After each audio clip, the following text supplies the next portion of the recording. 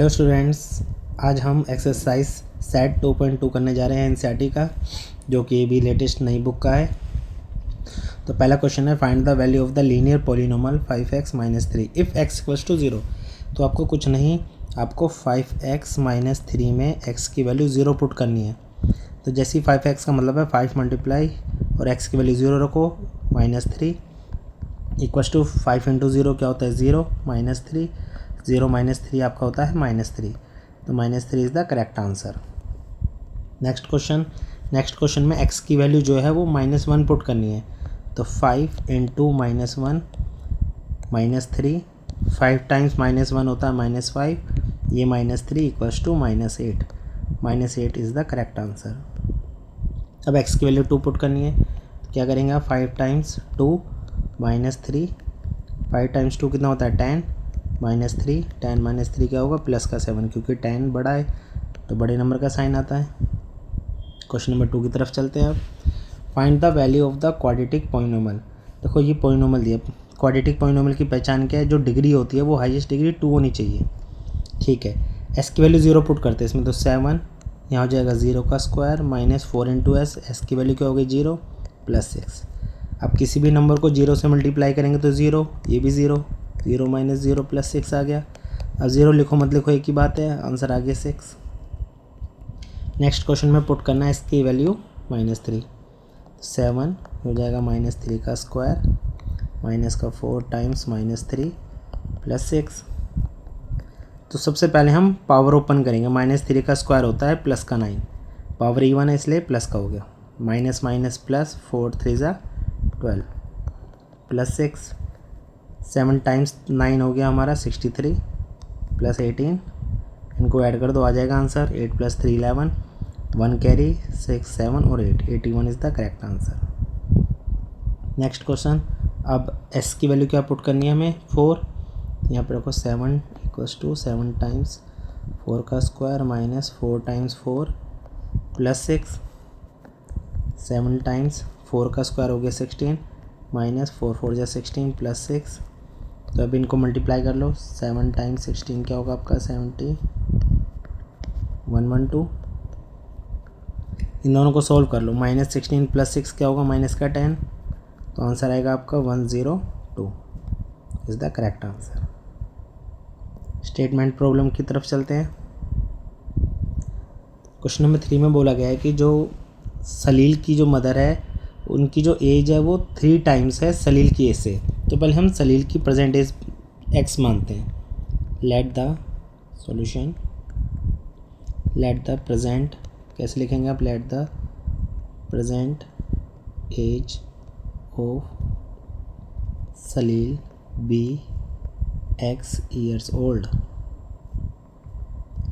अगर सलील की जो एज है वो x है तो देन तब मदर्स एज कितनी हो जाएगी, मदर्स प्रेजेंट एज 3 टाइम्स है। देखो 3 टाइम्स मतलब 3 मल्टीप्लाई सलील की एज, सलील की एज क्या हमारी x है तो हो जाएगा 3x ईयर्स ओल्ड। अब कंडीशन में क्या बोला है अकॉर्डिंग टू क्वेश्चन कि आफ्टर 5 ईयर्स, 5 साल बाद दोनों की एज को अगर ऐड करा जाए तो 70 ईयर्स हो जाती है दोनों की एज का सम। तो देखो सलील की जो एज है अभी x है, 5 ईयर्स बाद कितनी हो जाएगी x + 5, प्लस मदर की एज कितनी है 3x है, तो इसमें 3x में +5 ऐड कर दो, तो दोनों का सम कितना आता है अप टू 17 ईयर्स, 70 हो जाता है टोटल। ठीक है, अब इनको सोल्व कर लेते हैं। 3x + x करो क्या होगा 4x, ये 5 + 5 क्या हो गया 10 equals to 70, 4x equals to, ये लाइक टर्म से इधर ले जाओ तो जाएगा 17 - 10, तो यहाँ हो जाएगा 4x इक्वल्स टू 60, x की वैल्यू क्या हो जाएगी 60 / 4, पहले 2 से डिवाइड करो तो हो जाएगा 30, फिर 2 से डिवाइड करो 15।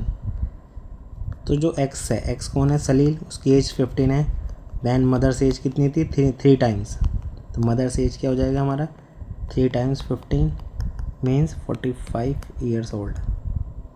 तो हमारे दोनों की एज आ गई, तो एक आंसर हो गया हमारा 45 ईयर्स ओल्ड, एक हो गया हमारा 15 ईयर्स ओल्ड। ये करेक्ट आंसर है हमारा। क्वेश्चन नंबर 4 करते हैं। क्वेश्चन नंबर 4 में क्या था, difference between two positive integers is 63। दो नंबर का जो डिफरेंस है, मतलब दो नंबर को माइनस करने पे 63 आता है। अगर उन दोनों नंबर का रेशियो क्या दिया है, 2:5, तो हम मान लेते हैं पहले सॉल्यूशन में, let the two numbers are be 2x and 5x। अब अकॉर्डिंग टू क्वेश्चन वो क्या कह रहा है कि दोनों का डिफरेंस करे।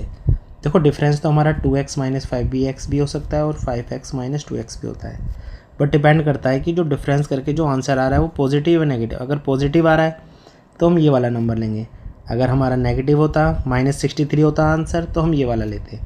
तो अभी फ़िलहाल ये नहीं लेंगे क्योंकि आंसर 63 प्लस आ रहा है, तो 5x माइनस 2x करते हैं तो रिज़ल्ट होता है 63। तो 5x माइनस 2x हो गया हमारा 3x इक्वल्स टू 63।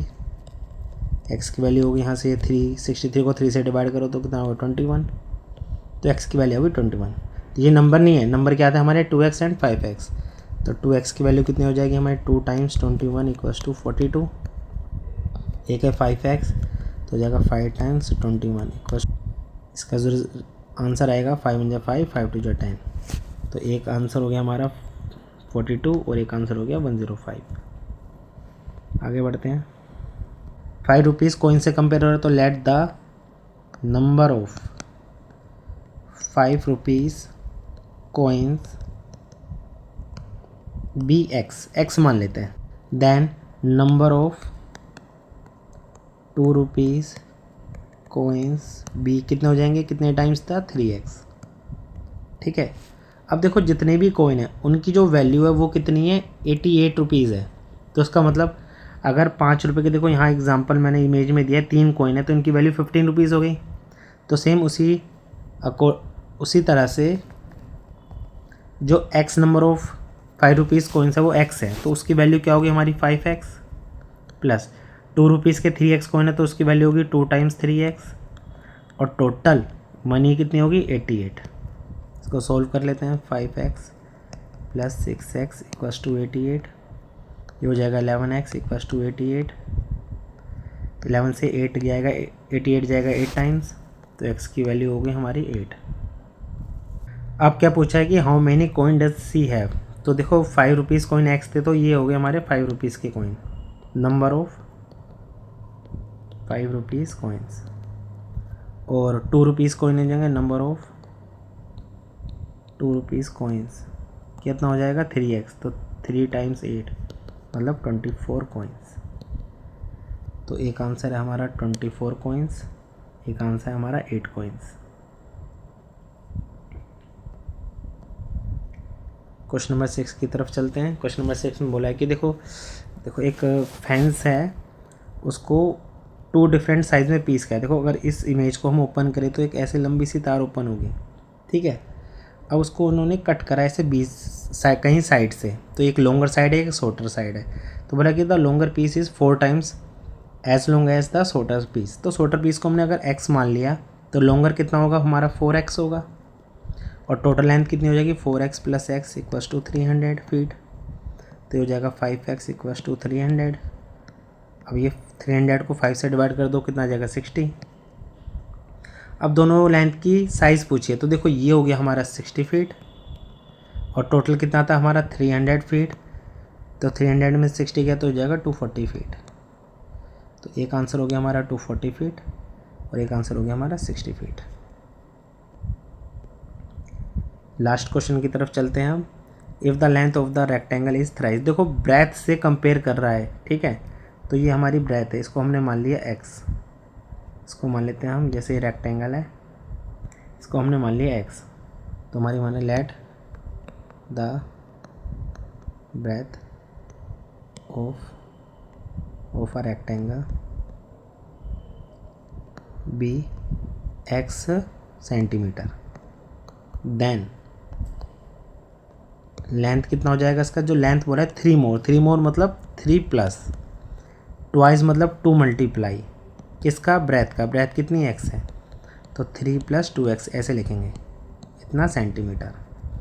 नेक्स्ट क्या बोला है कि एंड इट्स पेरीमीटर। तो पेरीमीटर ऑफ रेक्टेंगल क्या होता है हमारा पेरीमीटर ऑफ रेक्टेंगल होता है 2l+b। ठीक है, तो इसकी वैल्यू जो दी है वो दी है हमारी 24 इक्वल्स टू 2।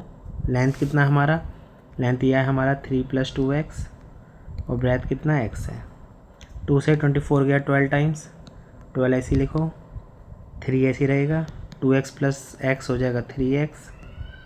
अब ये लाइक टर्म सोल्व करो, उधर ले जाओ, 12 - 3 हो जाएगा इक्वल्स टू 3x। 12 - 3 हो गया 9 इक्वल्स टू 3x। 9 को 3 से डिवाइड कर दो, आएगा 3, तो x की वैल्यू आ गई 3। मतलब जो ब्रेथ है या कह लो विड्थ ऑफ द रेक्टेंगल वो हो गई हमारी 3 सेंटीमीटर। और क्या पूछा है, द डायमेंशन मतलब लेंथ ब्रेथ पूछा है। तो आपकी जो लेंथ है वो क्या आती, 3 + 2 ऑफ ब्रेथ, तो 3 + 2 टाइम्स x की वैल्यू 3 पुट कर दो, तो 3 × 6, 6 + 3 9 सेंटीमीटर। अच्छा, अगर बोलता है एरिया ऑफ रेक्टेंगल बताओ तो उसका आंसर होता है L/B। तो लेंथ कितना 9 और ब्रेथ है 3 सेंटीमीटर स्क्वायर, तो आंसर आ जाता है 27 सेंटीमीटर स्क्वायर। अगर वो बोलता है डायगोनल बताओ, डायगोनल ऑफ अ रेक्टेंगल, तो इसका फॉर्मूला होता है, इसे ले डी ब्रैकेट में √L² + B²। लेंथ कितना है हमारा 9 का स्क्वायर और ब्रेथ है 3 का स्क्वायर। 9 का स्क्वायर हो गया हमारा 81 + 3 का स्क्वायर हो गया 9। इनको ऐड कर दो, क्या आएगा 90, और इसको ब्रेक कर लो ऐसे 9 × 10। 9 परफेक्ट स्क्वायर नंबर है तो बाहर आ गया 3 और 10 ऐसे रहेगा, 10 परफेक्ट स्क्वायर नंबर नहीं, और यूनिट क्या आएगा सेंटीमीटर। तो ये इसका डायगोनल हो जाएगा। अगर आपको इस वीडियो के माध्यम से समझ आए तो आप इस वीडियो को ज़रूर लाइक एंड सब्सक्राइब करें। Thank you for watching.